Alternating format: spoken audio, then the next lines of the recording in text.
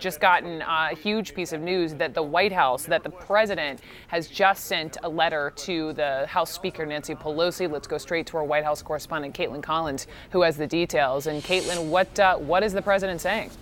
Brooke, this is a really lengthy 6-page scathing letter from the president addressed to the House Speaker Nancy Pelosi, essentially denouncing these articles of impeachment against him. It sounds like it is written verbatim by the president himself in his words, where he says he is writing to express his strongest and most powerful protest against these articles of impeachment. He says, quote, "You have cheapened the importance of the very ugly word impeachment." And then he later goes on to say that she is violating her oath of office, calls this an invalid impeachment, and says that she dares to invoke the founding fathers in pursuit of this, yet her spiteful actions display unfettered contempt for America's founding.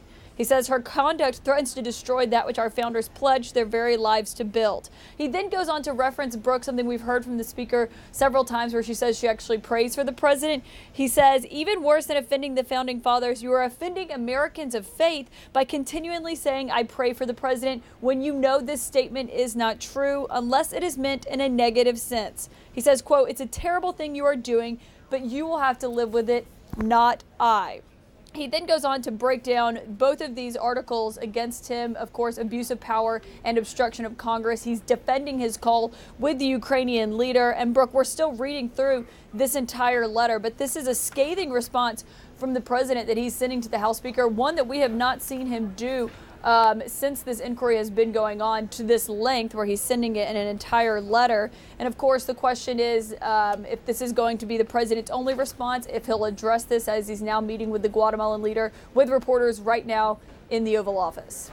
Caitlin, I just got handed this letter, and you're not kidding about how long it is. I mean, we thought 124 tweets was a lot, right, the other day. I mean, this is airing his grievances is precisely right. Let me ask you this: is the thought from the White House that this is somehow going to stop, the train's rolling down the tracks? This impeachment vote is happening. Is the thought that he's trying to stop this, or this is just his final grievances aired before the big day? Well, you've heard the White House continue to say that they're looking forward to this Senate trial. They don't feel like they were treated fairly in the House. Of course, they refused to send a White House attorney or recommend witnesses or cross-examine the witnesses that were called by Democrats. This seems to be their defense to what the House has done. It essentially is seen as a foregone conclusion here at the White House that the president is going to be impeached when they take that vote tomorrow. What you've seen behind the scenes in recent days is they're trying to get some of those skeptical, potentially vulnerable Democrats to side with them. Though, as we've seen playing out today, that list of Democrats who are in conservative-leaning districts are only saying, yes, they are going to vote for impeachment. So this is the president's response going on. And Brooke, just one line to give you an example of the kind of tone in this letter, which we'll read in full after this. He says, "More due process was afforded to those accused in the Salem witch trials." We've seen the president tweet that before, but this is on official White House letterhead, where the president is saying that to the House Speaker, saying that it's this illegal, partisan, attempted coup, and of course just going after her multiple times, and then says he thinks that he has no doubt the American people will hold Democrats responsible for this during the 2020 election. Quote, "They will not soon forgive your perversion of justice and your abuse of power." Wow. Caitlin, I'm going to let you keep reading. We're all reading. John Avlon, Jen Rogers. I mean, as I'm glancing at these lines, it's like if you took all of the tweets and strung them all together, that's what we have from this president, who, by the way, had tweeted, bring it on, impeach me. What do you make of this? I just want to be really clear. I've just read through quickly all 6 pages. This is unhinged. This is an unhinged rant from the President of the United States on White House letterhead. It's clearly something he dictated, at least in part, because it's got a lot of his greatest hits from his campaign speeches and elsewhere. This is the definition of not presidential. He is venting his spleen in public, but with the weight of history behind it. And he's making a series of statements that are both not true, reversals of fact. One of his classic moves, project and deflect. We see it over here. He's quoting certain congressmen cursing. He says, "You are the ones interfering in America's elections. You are the ones subverting America's democracy. You are the ones obstructing justice. You are the ones bringing pain and suffering to our public for your own selfish, personal, and political gain." Is the President of the United States dictating this to his staff, presumably over their objections and better judgment? This is unhinged.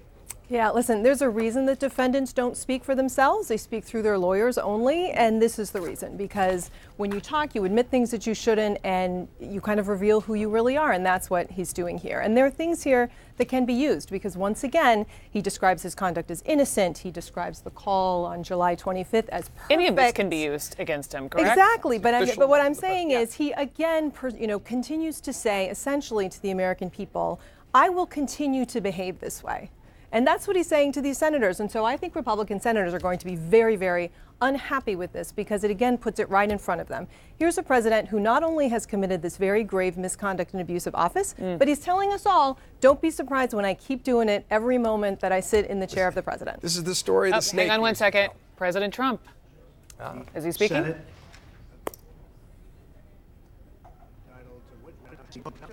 Hang on. We thought we had him.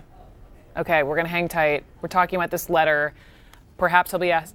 Okay, now we've got him. Thank you President all very Trump. much. Appreciate it. Thank you. Thank you. Are you going to watch the House proceedings tomorrow? I'm not watching. I've not seen it. Look, it's a hoax. The whole impeachment thing is a hoax. We look forward to getting onto the Senate. We're not entitled to lawyers. We're not entitled to witnesses. We're not entitled to anything in the House. It's a total sham.